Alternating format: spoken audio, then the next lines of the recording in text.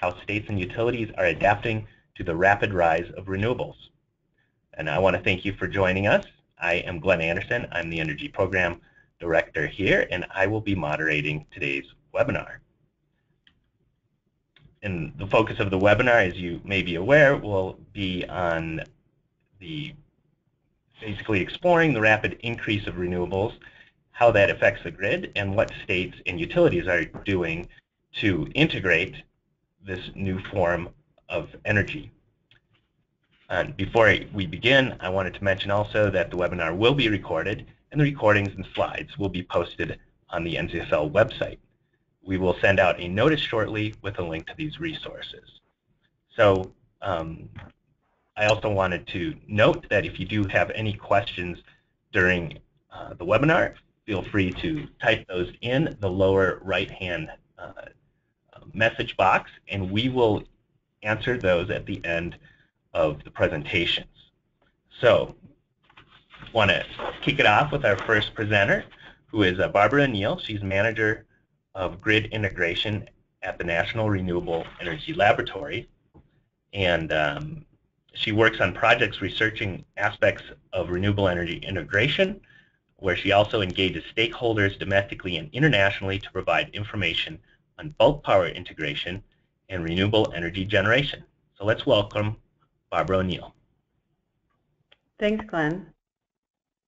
So I'll be talking about the integration of wind and solar into the grid, with a focus a bit more on wind. Gretchen, do you want to forward my slide?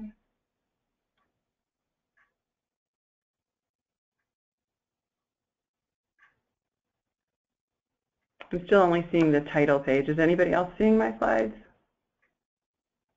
No, I think there is a small technical error. Just hold on one second here. We should be able to address this.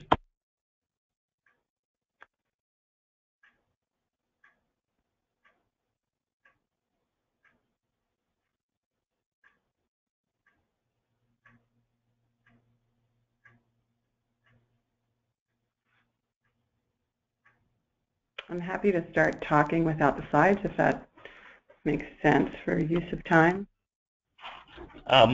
Yeah, one moment. There was a problem with one of the computers here that we're running it on, but that would be fine if you want to get started. We should have it up momentarily. Okay. Okay, so again, Barbara O'Neill with the National Renewable Energy Laboratory here in Golden, Colorado, one of about 10, 11 national labs out there for doing research, the only one focused on renewable energy specifically. So I'm gonna focus a little bit more on wind than solar. Wind has gotten a stronger foothold thus far, though solar is obviously about to sort of explode in many states. And then just incidentally, the wind program at Department of Energy is actually funding our participation in this webinar. So wind has gained a lot of traction in the last, I'd say, 15 years. It's really sort of taken off. And why is that? Why do you hear more about it? Well, primarily, I think it's because you get more power out of wind turbines than you did historically. And what's happened is that based on material science and a number of other things, a number of other sort of tweaks being worked out in the equipment, towers are being built higher and the blade lengths are longer. And when towers are built higher, you access higher wind speeds. Wind has a characteristic called shear, which means as you go up in height, the speed greatly changes and it gets a lot faster. So even in areas that traditionally you wouldn't have thought as particularly windy, say, Indiana or Ohio, Pennsylvania, that sort of thing, relative to the Midwest, you can, with these new turbines, access good wind speeds, which gives good power generation. And the other piece of it is the area, the wind-swept area of the rotor, of the blades going around in that circle. And as you increase the rotor size, you greatly increase the power output of that turbine. So between that and prices declining for a number of reasons, including looking at sort of commodities markets for steel and that sort of thing, the prices declined, the power has increased per turbine, so the dollar per megawatt hour, the unit of energy that comes out of wind turbines, has declined. And then I think the other thing is that utilities as they've ventured into accepting wind onto their system, they get more comfortable with it and are willing to sign more and more contracts. So even though, and Glenn, you want me to pause here and see if we've caught up? I'm like looking at my own PowerPoint. Let's see if we've got. Oh yeah, we actually, if you look on we're actually able to get this up. So if you logged into the webinar, you should see we're on slide 6. Which slide would we or should we be on right now? Yep, 6 is perfect. Okay, so the U.S. is internationally, it's the second, has the second largest number of megawatts installed. So the capacity of the turbines is it's second to only China. But when you look at it on this slide, we're showing it as a percentage of generation, looking how wind is penetrating the needs of the electric system. And you can see that U.S. is sort of middle of the pack of this group of countries. There are a lot of European countries, for example, who have a higher penetration of wind generation into their energy consumption. And a lot of that, some of that anyway, is because these are mainland Europe countries where they have the availability to import and export energy with other neighboring countries, such that if the wind is blowing super strongly, they can export excess power, or if they don't have enough, they can import. But if you look at even Ireland, which is second only to Denmark in penetration, Ireland's an electrically isolated grid, and they are still managing to make their system work with about 27% of wind energy generated per year. So we're going to explore some of what you can do to help the integration of higher penetrations of wind. Next slide, please. Okay, great. Here's some state rankings with the same metric in mind, the percent of generation compared to total generation. And this has changed a lot. I mean, it's amazing how much more wind has come on the system. And the country, or sorry, states even like Iowa and Kansas are actually generating more than 20% of their needs with wind. And there's still, a ways to go, but what we're seeing, what's important to me in terms of integration is how often they hit these really high numbers of an instantaneous penetration. And we've seen some amazing numbers, 60% and above for just that megawatt hour where wind is contributing a whole lot and the system is managing around that much variable generation. And we look forward to exploring, how that is. Next slide, please. So the next slide shows capacity additions to the U.S. power fleet. The bars represent annual capacity additions, and they're color-coded by type. So you can see that orange dominates, and that represents gas. Over the last 15 years or so, gas has been cheap. As more environmental concerns have come up regarding coal, gas has been sort of the dominant choice with respect to new power plants. It also complements wind well and solar in terms of being flexible with respect to accommodating variability. The line graph is associated with the right axis, and that has to do with the percent of that total capacity addition that is related to wind. And you can see that that's jumping around, primarily related to policy. There's the federal production tax credit, which represents about 2 cents per kilowatt hour in terms of a subsidy to wind, and that, of course, has been on the verge of expiring and then renewed a number of times in the course of the last decade, which has had a real sort of fits and starts effect on the wind industry itself. But we're happy to say that wind is recovering from that 2013 dip, and that wind represented a third of new capacity additions since 2007, which is very impressive. Next slide, please. So the drivers for expanded wind include what we've talked about already: declining costs, federal production tax credit, as well as the investment tax credit, which is more often used for solar installations. And then, of course, there's the state renewable portfolio standards. And they, I think, helped kickstart wind in a lot of states, but really the most recent additions we're seeing are not related to RPS standards. RPS standards are in a lot of cases already met, or people are well on the path to meeting those. We're seeing more wind in relation to stricter environmental standards, such as the Clean Power Plan, just sort of more of an awareness of the benefits of a emission-free fuel such as wind and solar. There's also a lot of attention, of course, on energy security and energy resilience when you look at Superstorm Sandy and you talk about what would it look like to sort of diversify your resources geographically as well as with respect to fuel and do so in an environmentally benign way. So all of that has helped wind, and it does have the benefit, of course, of great economic development, which I'm sure you're aware of. The fuel price risk is decreased too, of course, so that's kind of the key. Natural gas is very low. Next slide, please. But it doesn't necessarily, we don't know what it will do in the future. So this slide shows recent purchase power agreement, that's PPA prices for wind relative to a gas price forecast. The forecast comes from the Annual Energy Outlook, and that's a publication put out by the Energy Information Administration as part of the Department of Energy. So this is the power price if it were fueled by gas. That sort of black line is their base case, and then the gray represents scenarios.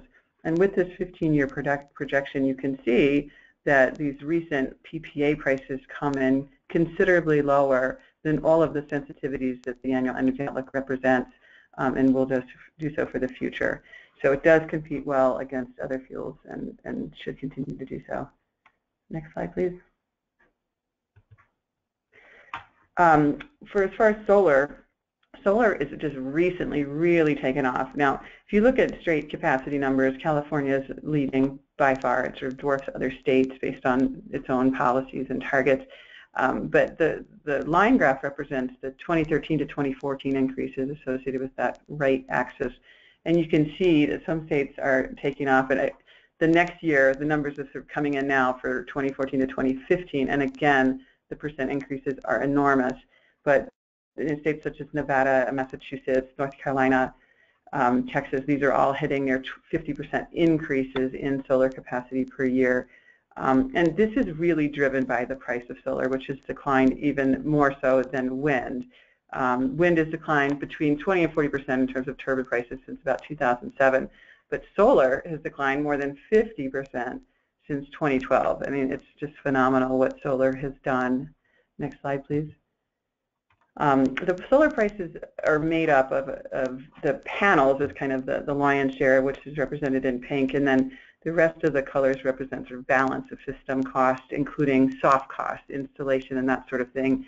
And all of these are coming down. The panels have come down significantly. A lot of that has to do with a big supply infusion from some Chinese manufacturers and just declining material costs, the price of silicon.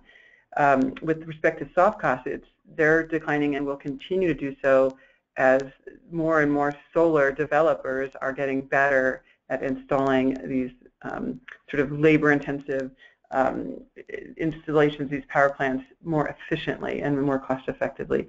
So the Department of Energy has set a goal of reaching 6 cents per kilowatt hour by 2020, and we are really, it's not unattainable. I mean, it's with the decreases in cost, the solar community is really forecasting high growth rates. Next slide, please. So here's the compound annual growth rate that's put out by a company called GTM, basically a consulting firm, but they're looking at a forecast of 19% annual growth rate in the solar installation world, which is just amazing over the next 5 years or so. So a lot of this is coming from different programs and policies that are being set up to encourage rooftop solar for residential and commercial customers. But I think, again, utilities are getting more comfortable with bringing utility scale plants onto their system. And of course, solar, the solar irradiation sort of matches the load profile better than wind generally. So it complements wind as well. And I think just it's like a tipping point. More and more utilities, more and more system operators, more and more states are realizing the benefits of solar. Next slide, please.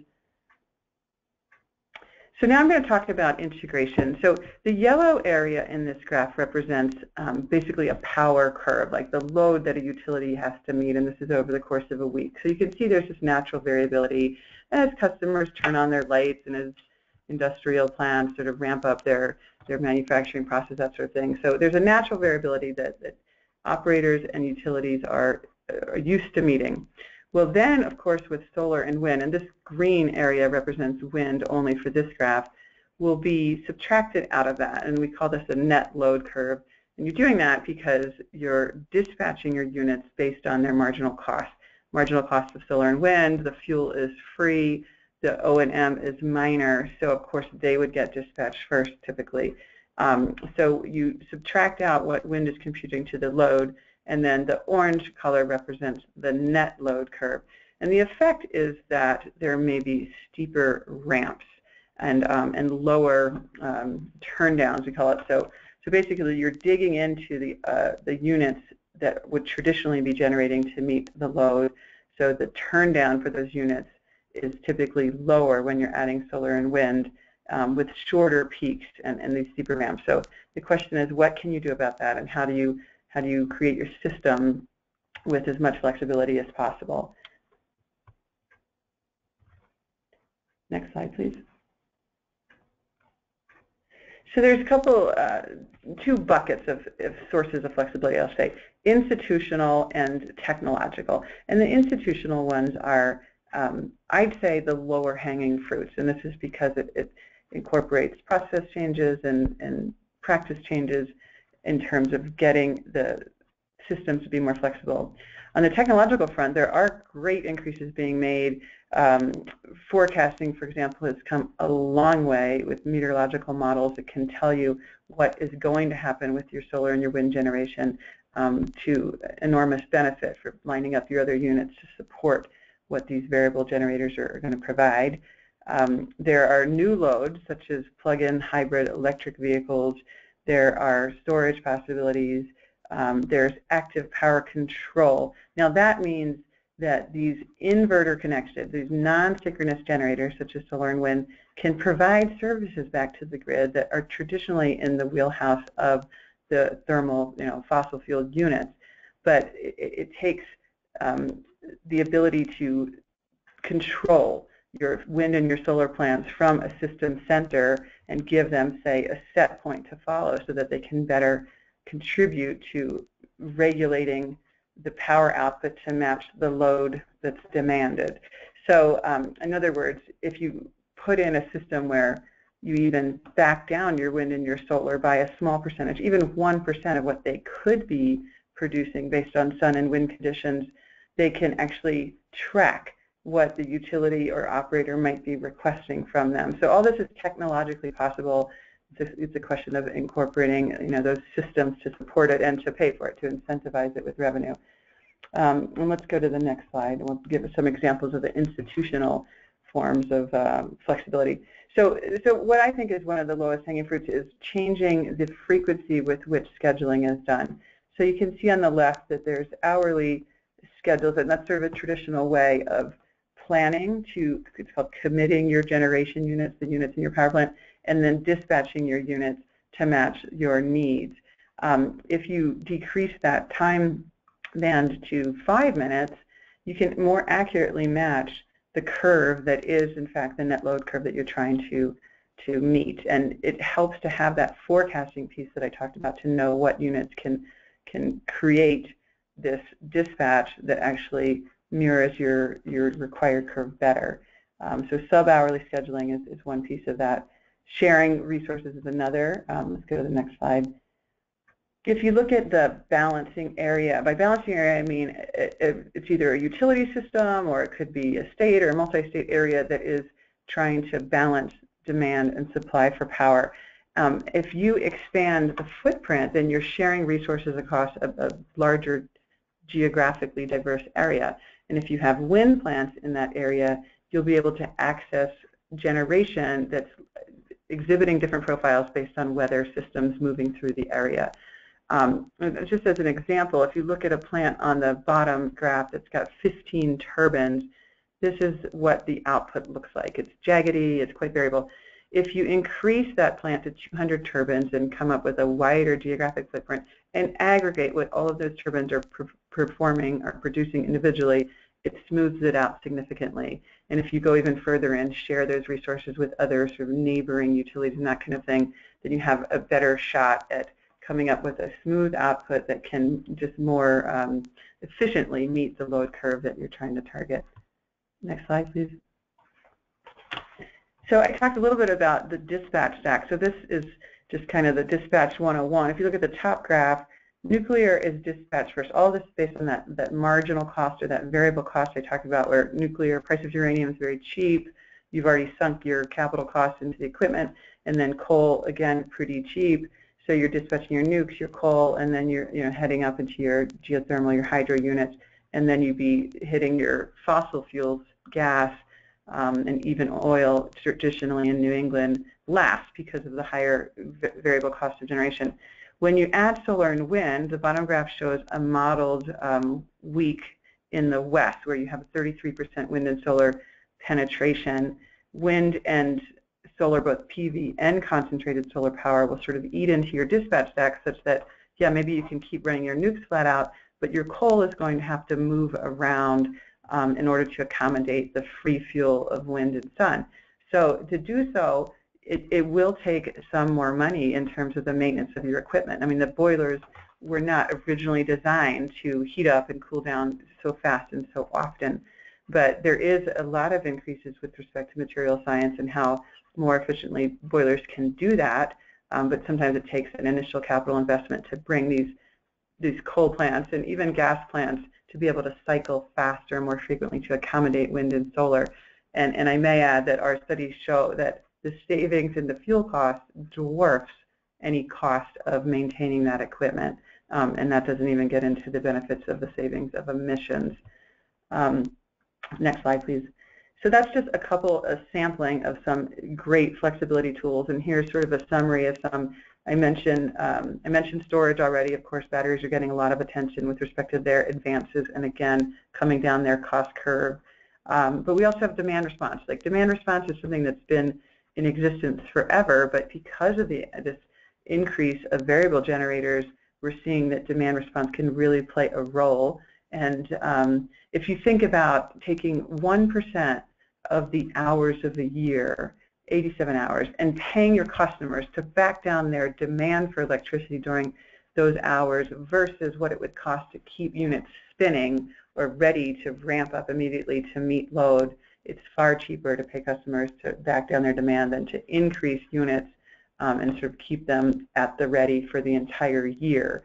So there's lots of possibilities for flexibility, and we support all of them. Like, we support literally a diversity of approaches and a diversity of portfolio to complement the increase in renewable energy.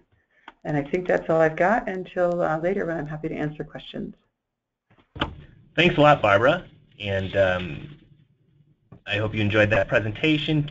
It was really a great exploration of the remarkable increases in wind and solar and some of the approaches that are used to adapt to these variable sources. Our next presenter is from Xcel Energy, and he will be exploring what Xcel has been doing. They've been a leader in integrating a significant number of wind and solar resources. Before I start, I just want to let those folks who have joined maybe later know that you can type in questions at any time on the right-hand side of the screen in the text box, and we will answer those at the end of these presentations. So our next speaker is Stephen Buoyed, who is the Director of Market Operations at Xcel Energy and works on energy market design and wholesale energy market policy issues. He's also responsible for the procurement of transmission services and new resources or new resource interconnections for Xcel Energy. So let's welcome Steve Buoyed. Thank you very much. Can you hear me okay? Yep, sounds great. Okay, great. Can we have the next slide, please?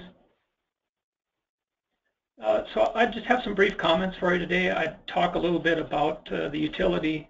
It's a gas and electric utility that I work for called Xcel Energy, for those of you who are not familiar with us. Then I'll just give some brief thoughts on our experience. You know, what you just heard Barbara talk about with respect to the research activity that they lead in renewable integration. I can talk a little bit about the real-world experiences that we've had with that, and I certainly agree with the sectors that we need to address going forward that Barbara has already described for you. Just to close things up, I'll talk about some legislative examples and some thoughts on the future. Can we do the next slide, please? Here's an example or a picture of our electric utility operating companies' footprints. We have 4 electric utility operating companies that in aggregate run over 26,000 megawatts of generation in 8 states. We've been the #1 wind energy provider in the United States for over 11 years. We operate as part of our portfolio around 6,500 megawatts of wind resource, and we're in the top 10 solar providers in the United States. Let's go to the next slide, and I'll show you some interesting statistics about each of our operating companies. These stats were current as of the end of 2015. So for instance, Barbara mentioned utilities that have had high instantaneous supply of renewable resources to serve their electric customers. If you take a look at the line that says max hourly percent load, our Public Service Colorado company has what I believe is a record in the United States, where 66% of our retail electric requirements in an operating hour were supplied off of wind energy resources. And that as a percentage of load itself may not seem significant when you think of an individual hour where loads might be light. But if you take a look at the bottom as well, you'll see the progress that we're making in having wind energy be a major factor in our overall energy supply. The max monthly percentage load, this is monthly percentage for all of our retail requirements, is running around 25% of our requirements. So that's a good gee whiz for you. Let's go on to the next slide. I'd say that in our experience, as we integrate more and more renewables into the supply, there's kind of like 3 levels or thresholds that the utility incurs when, at least in my experience, the wind energy is in the range of 0 to 5% of a utility's annual energy supply. Most of the operational impacts fall within the variability noise that's always been there as part of the daily load cycle for the utility. In the 5 to 10% range of annual energy supply, the utility has to start taking active measures to help improve the efficiency of the rest of its portfolio to make room for the wind resource output. And above 10%, if they're not serious yet, they darn well better get serious. And so what I have on this slide for you is an illustration of some of the areas, and I think you saw in Barbara's presentation confirmation that these are important areas for utilities to address in terms of operational efficiency and reliability. And this has been an area where, as we've moved from that 5% to 30% range of our annual energy supply, we've focused a lot of our attention.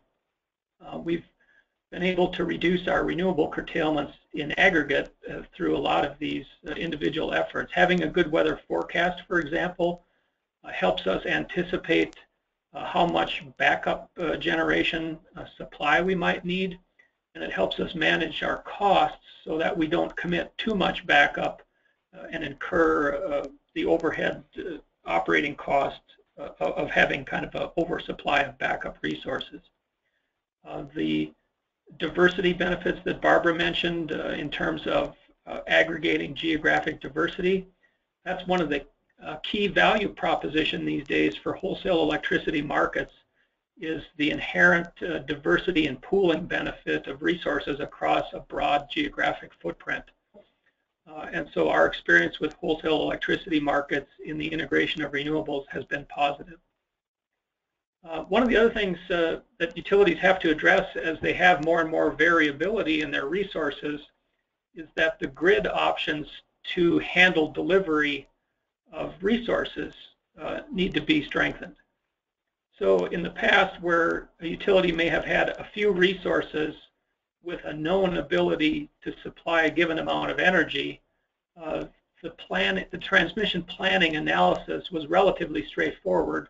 There wasn't much probabilistic component to the evaluation.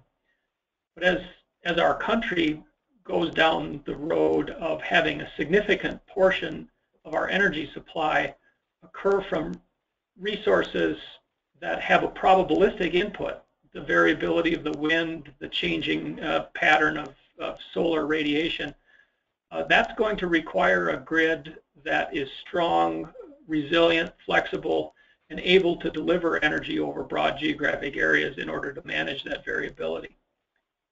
One other part that's been important to our utility has been addressing our conventional power plant operations. When we talk about plant cycling, we mean both ramping the unit up and down in the level of output that it's producing. And like Barb pointed out, a coal plant may have been built with the operational expectation it would run at full output all the time as long as it was running.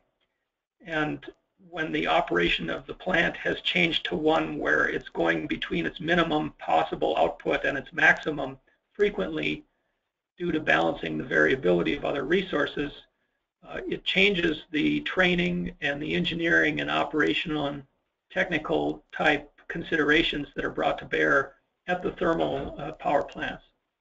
So that's been an important area that we've addressed. And the backup supply issues as well. Let's go on to the next slide. I'd like to give some examples about stuff that has happened in the past that's sort of led to our being one of the energy leaders with respect to renewable integration. We've had renewable portfolio standards in Minnesota and Colorado requiring us to achieve 30% of our annual energy production by, let's see if I remember right, it's roughly the year 2030 in both jurisdictions. But interestingly enough, what's changed since those portfolio standards were developed is that the economics of these resources themselves have become much more favorable. And so, for example, in our current utility resource planning activities, we're looking at our Northern States Power Company being 60% emissions-free by 2030 through combined use of wind and solar, hydroelectric, and nuclear power resources that have zero emissions. In Colorado, also, our resource plan is looking at adding another 1,000 megawatts of renewables just on the basis of the economic efficiency and capabilities of these resources. We've also had other legislative support for the conversion to a more renewable fleet. In Colorado, there was state legislation called Clean Air, Clean Jobs. In Minnesota, there was state legislation called the Metro Emissions Reduction Program. So those things helped facilitate moving away from some older and less efficient and more highly emitting coal plants to more modern combined cycle natural gas-fired generation. And in addition, we've been active in working on legislative and policy support for wholesale electricity markets and regional grid development. Can we go to the next slide, please? Oh, well, let's go back one. There we go. Actually, there seems to be missing a slide. Can you try going forward just one slide, please? Well, I'll be darned. There's a slide missing, which was titled Thoughts on the Future. But I did want to point out, you know, I was talking early in my comments on these different thresholds of annual energy penetration and how different levels of challenges come up at those levels of penetration. We've worked with the National Renewable Energy Lab and other initiatives, some sponsored, for example, by the state of Minnesota, called the Renewable Integration Transmission Study, to perform an engineering analysis of the impacts of going to a 40 to 50% annual energy from renewables. And our analysis so far is showing that this stuff is possible to even go beyond 30%, we do start encountering a range of new technical issues and new operating limitations. A lot of these issues are due to the fact that we start getting a very high percentage of our energy supply to the grid coming from resources that are connected through a device called an inverter. An inverter is a device that changes direct current, which is how electricity is made on wind and solar plants, and converts it to alternating current to be shipped on the grid. And this is kind of an eye-glazing part of these future considerations, but there's terms in the engineering evaluation that have to be addressed as we go to real high penetrations of renewables, things like system inertia, transient stability, short circuit current ratio, the need for rotating mass to address the system stability on the grid. All these things can be addressed, but those are part of the considerations that we need to continue to work on to adapt utility operations to a future with even higher penetrations of renewables. So with that, I'll wrap up, and thank you. That's great. Thanks so much, Steve. And I also want to remind people again, feel free to type your questions, whatever they may be, for our presenters, and they will be answered at the end of the webinar, actually, after our next presenter. So our next presenter is Eric Johnson, who's Director of External Affairs at ISO New England, and he works with state and federal lawmakers and regulators to educate them on ISO initiatives related to regional system planning and wholesale electricity markets. And Eric, if you wouldn't mind maybe giving folks a little bit of an overview of what ISO is and does, I think that will be helpful as well. So let's welcome Eric. Thank you very much. We're happy to join you today. ISO New England is the independent system operator for the power grid in the 6-state New England region. You can think of an ISO as the air traffic controller for the power grid. So we don't own any power plants, we don't own transmission lines, but we're responsible for making sure that in real time the supply and demand for electricity are perfectly balanced. So we have lots of resources that participate in our markets in the region, and if you advance to the next slide, I'll talk a little bit about our role in the region and then the resources that participate through the ISO. The organization itself is a nonprofit corporation. We have no financial interest in any of the entities that participate, buy and sell electricity in the market.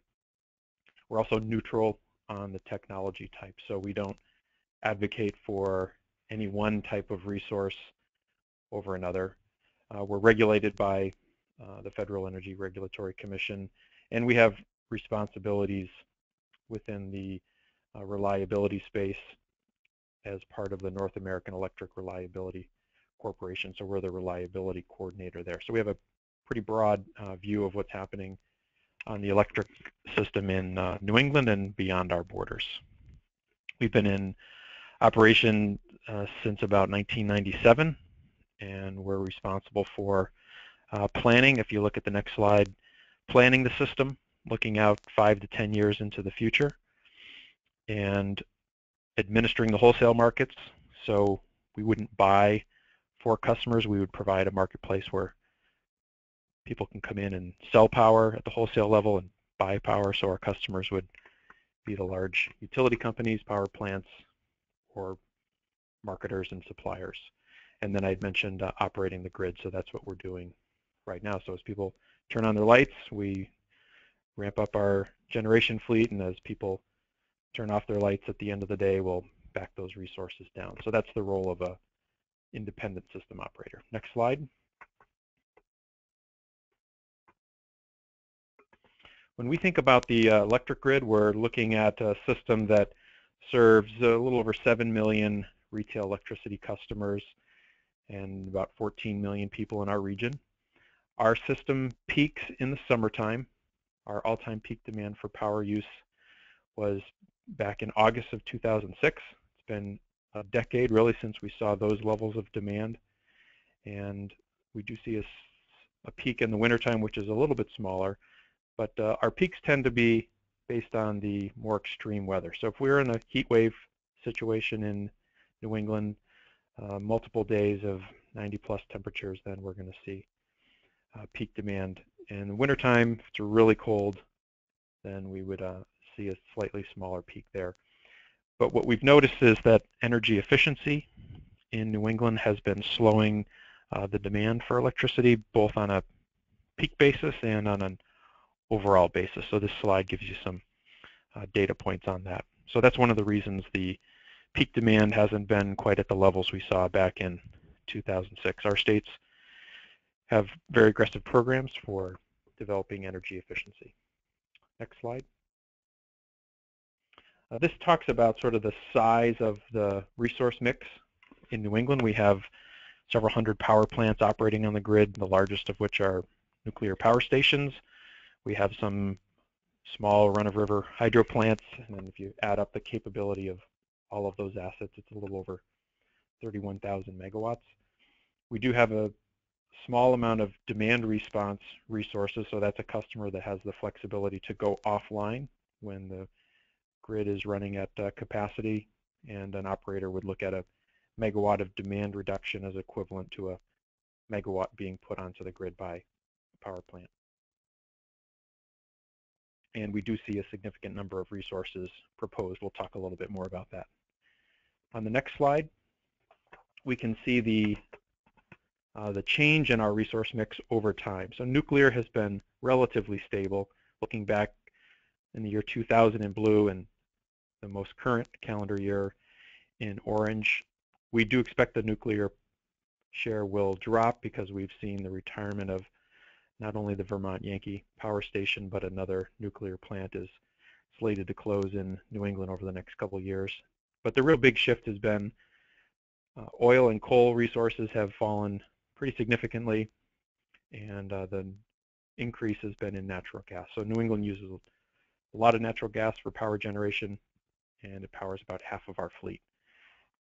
As you look to the right of the graph, you can see the combination of hydro and other renewable resources. If we were to break it out, they would get into pretty small slivers, but in aggregate, we have about 15% of our electricity coming from hydro and renewable resources in New England. We expect that those numbers will grow pretty significantly over time as the states see the higher targets they've set for renewable energy under the Renewable Portfolio Standard. So 15% today is likely going to be up around 20% or so in the 2020 timeframe. Next slide. When we think about what we have on the system today, there's a number of resources that are have already retired. They're largely oil, coal, and some nuclear. And we have about 8,300 megawatts that we've identified as being at risk for retirement. So the future really is going to be less and less coal and oil, and probably in the next 5 to 10 years, those resources will be entirely off the system. And to give you a sense of how quickly these things can shift in 1 year, in 2014 we saw 10% of the fleet announce plans to retire in a window that's only about 2 years away. So we're seeing a lot of resources go off the system. So that's kind of looking at the past and what's transitioning out. Let's look at what's transitioning in the next slide. So the states have set goals. Each New England state has a goal. We call it a Renewable Portfolio Standard, or some states call it a Renewable Energy Standard. This is a snapshot for the year 2020. And the Class 1 renewables in this case are largely the wind and solar resources. So Maine, for example, would require any utility or supplier that's selling to customers would have 10% of their energy being served by some type of Class 1 renewable.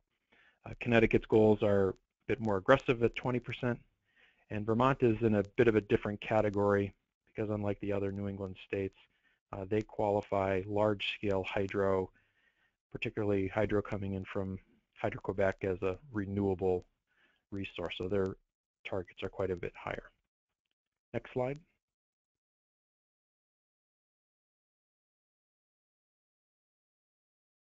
So when we think about what's trending in New England, we have on a system of 30,000 megawatts, we have about 800 megawatts of wind generation.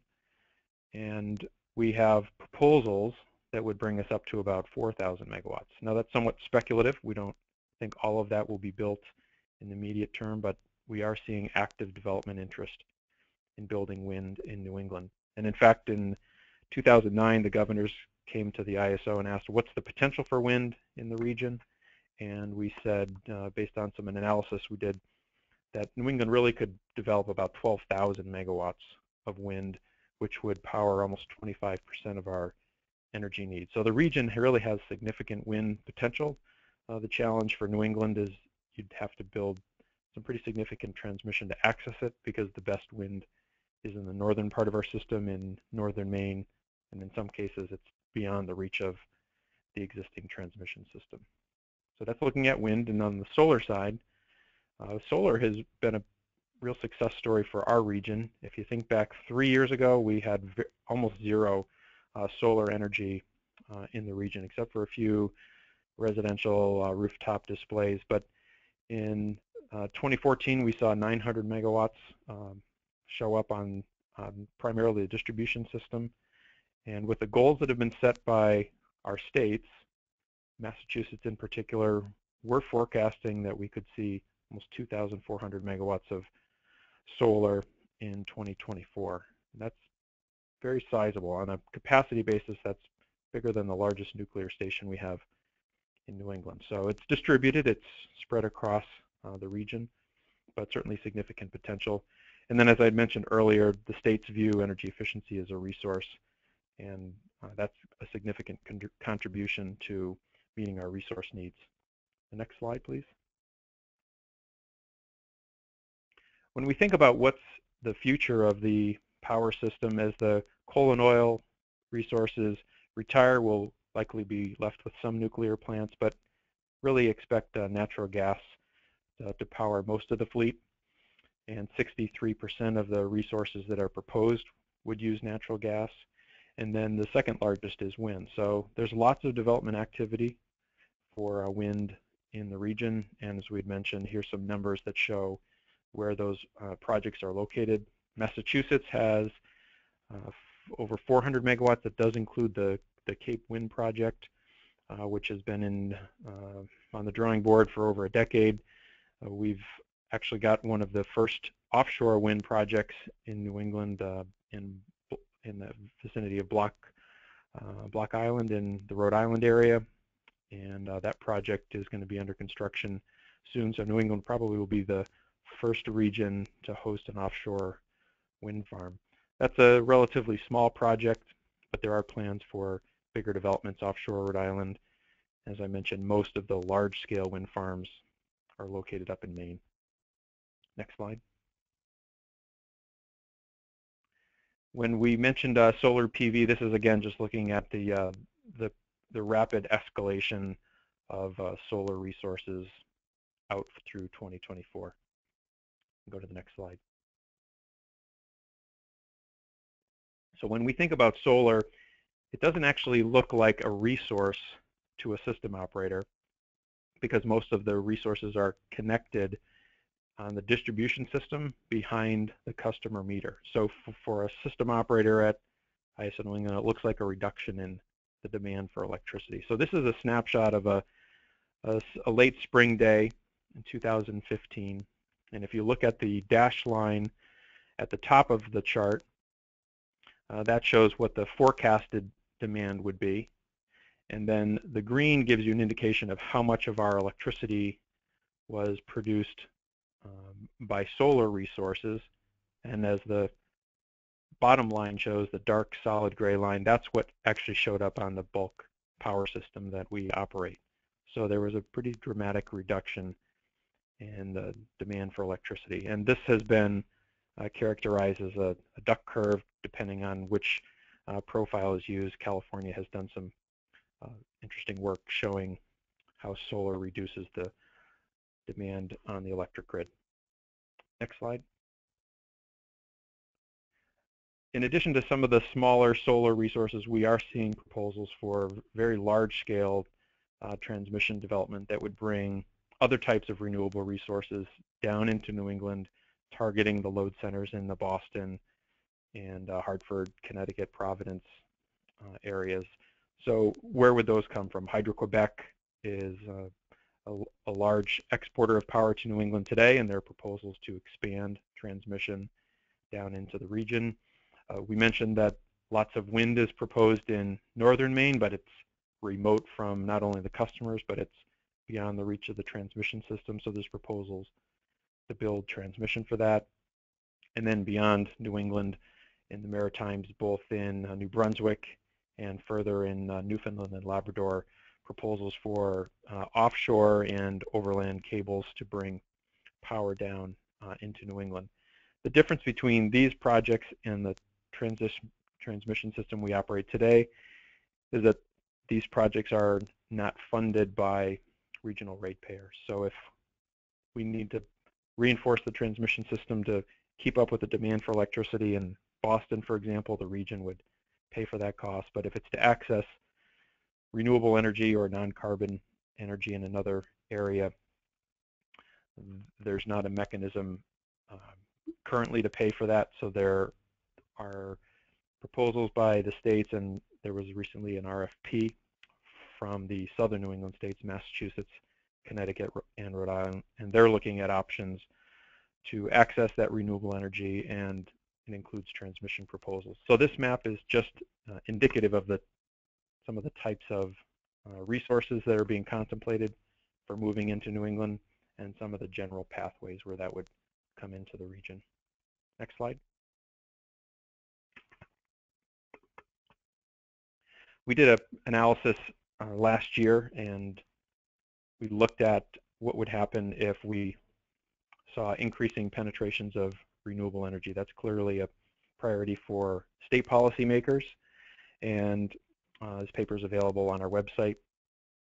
And increasing renewable resources, they essentially have no fuel costs, so they are what we would call a price taker in the wholesale market, meaning whatever the price happens to be at the time they're running is what they would get paid. And if you go to the next slide, what we've observed is a sort of a shift in how the market revenues are allocated. So if you drive down the price in the energy market by adding lots of wind and solar resources, we're seeing that it's going to put upward pressure on capacity market prices in the region. So there is a consequence to that happening. Next slide. And I think we just covered this, so we'll move on to the following slide.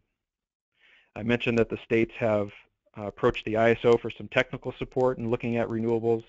The states just completed a multi-state RFP, and they got a very robust response from developers wanting to bring non-carbon and renewable resources into the region. So this slide highlights the RFP was released in November, and the results were due in last week and are now posted on the website for the New England Clean Energy RFP. If folks wanted to see what kind of development activity is being proposed, that's a good source of information.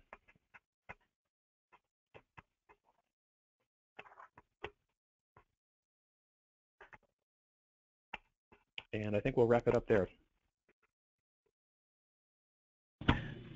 All right, that was great. Thanks, Eric. Now, as I mentioned earlier, we have some time to ask questions of our panelists. So again, for any of our listeners, feel free to type in the text box on the right and send your questions in, and we will pose those to our panelists today. I do have, there were a couple questions here. One of them, I believe this would be for Stephen, regarding the large percentages you're seeing for wind or for renewables in general at certain times of the day. Is there a, I guess, is that really highly challenging for Excel, and could that type of large percentage of variable resources be a could that be managed more often if that happens more often, or was that something that really created a large challenge for Xcel? Yes, the fast answer is yes, that is challenging. The wind output on average tends to be highest in the off-peak hours, and so we're integrating wind as a percentage of load highest during those off-peak hours in general. And of course, that's the time when the traditional generators that are providing the backup supply tend to be running at their minimum output levels, which is least efficient in terms of fuel cost and operations. But there's costs also associated with shutting those generators off and then restarting them. And one of the things we've seen in these arrangements where there are regional markets that make these decisions on a most efficient basis for the aggregate pool of all utilities generators, places like ISO New England or the Mid-Continent ISO, for example, they are able to get a diversity benefit with respect to committing and decommitting units. I do have some concerns as renewable penetration increases above that 30% level. They may have to start looking at a longer-term decision window for economic commitment and decommitment of the traditional plants so that we can mitigate these problems that can occur when we have too much generation resource online compared to the amount of load that's there consuming it. The other thing we can do to address those type of operating problems are try and market to our retail customers in a way that incentivizes their use during periods when it would help provide system balancing. Great. We have another question, and this is a fairly open question to any of the panelists, but this listener mentioned that they did not hear any mention of energy trading between the states, and I believe in reference to credit, renewable energy credits perhaps, but they also go on to ask, could you discuss how they might influence our current renewable energy movement, and especially in the introduction of wholesale electricity markets, if those are included, and how would regulation of renewables be monitored during the trade? I can take a stab at that, Glenn. So I think we might be talking about two different things here. There's the trading of renewable energy credits, which would show that you are meeting, say, a state RPS based on how many credits you have, and that could be from in-state resources or if you are allowed to buy them across state lines. So there's a market for that, and then there's separately a wholesale electric market, which is more in real time.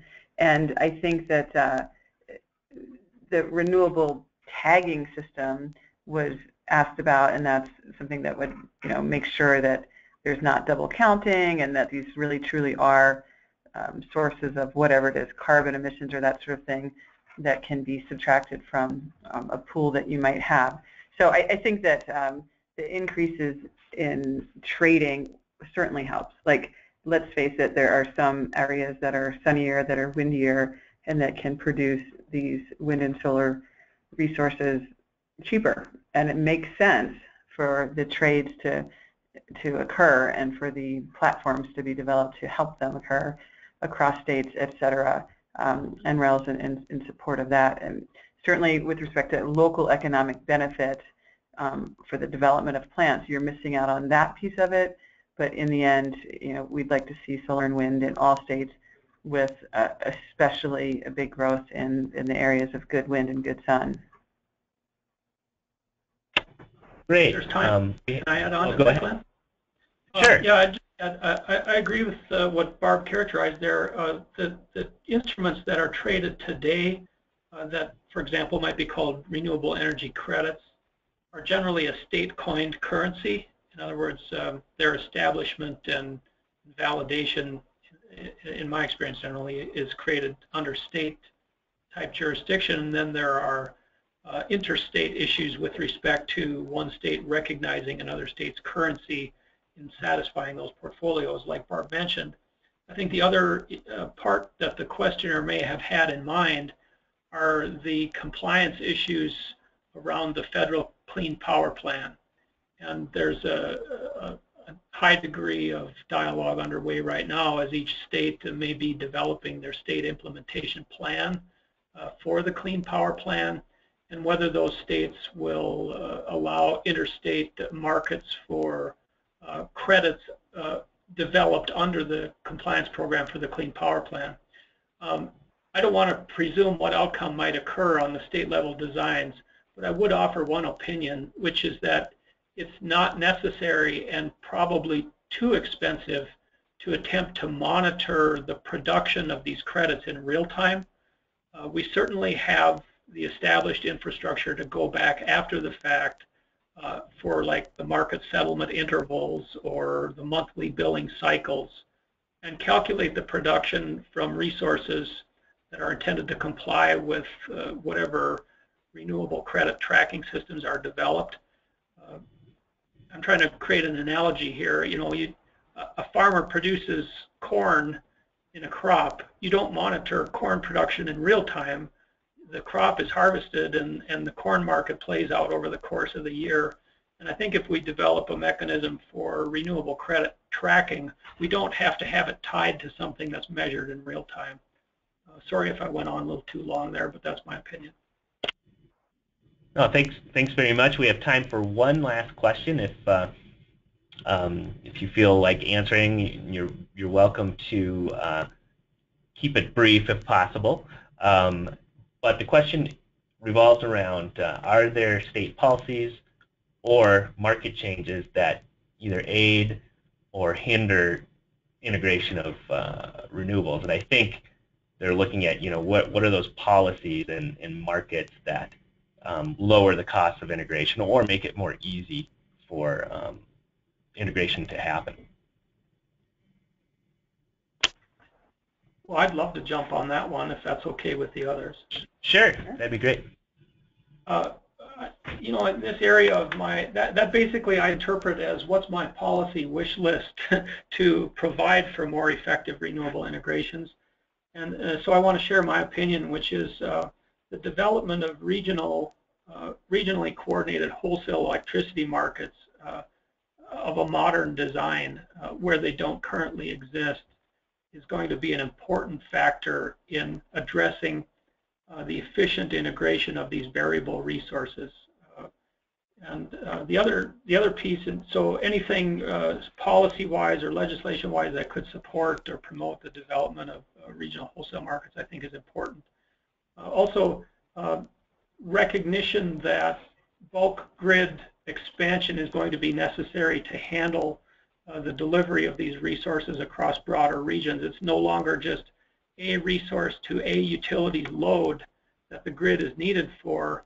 It's regional and interregional sloshing around of this variability that the grid supports, and to strengthen it to that new level of performance is going to be an important thing supported by policy and legislation. Just tacking on to that really quickly, I mean, look at the example of the energy imbalance market in the West. You know, utilities are sort of lining up really to join CalISO and sharing resources, sharing these reserves in order to more efficiently accommodate renewable generation. But I think to join the CalISO itself, to actually be able to plan your resources together across geographic areas takes a revision of the governance issues, and that's been really complicated. It's sort of stymied the effort, and so policy changes related to that would be helpful. Another example is merchant transmission that's trying to be built, such as DC ties across states where these merchant transmission operators need to get utility designations, et cetera. Like, there are many policies that could help that, like, move power literally across states from high resource areas to high demand centers. Thanks, Barbara. And Eric, did you have any comments as well before we conclude? No, thank you for letting us participate, and we're happy to be available offline as a resource. All right, thanks so much. Just before we depart, wanted to let you know we will have the presentations and recording of the webinar posted on our website, and we also will be sending out that notification to all of the participants today. So if you could just, we want to thank our presenters for their excellent overviews of this renewable integration issue, and I think we're also happy to relay questions you might have via email, and we can relay those to our presenters if needed. So again, thanks again for joining us, and we look forward to having you participate in our next webinar.